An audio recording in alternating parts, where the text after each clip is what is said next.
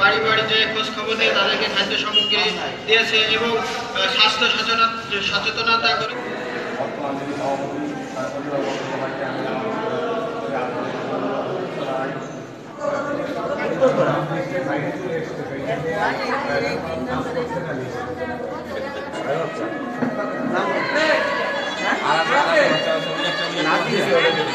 আমি নাম খেললে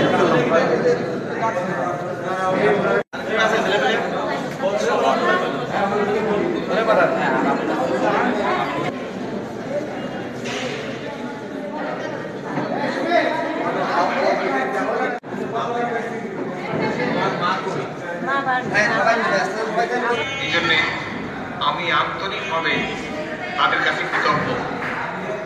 পরিশ্রম করেছে ছেলেরা, বাড়িতে বস্ত্র বিতরণ করছে, শীতকালীন বস্ত্র।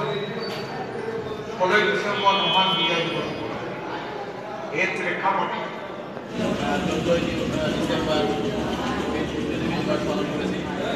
আমাদের সে বিজয়ের সেই 14ই ডিসেম্বর বলতে চাই সেটা হচ্ছে যে বাংলাদেশের হাজার বছরের শ্রেষ্ঠ সন্তান বাঙালি জাতির জনতা, যে কারণে আংশিক যারা এই শীতার্থ বস্ত্র পাবেন তাদের এখানে আমন্ত্রণ জানানো হয়েছে।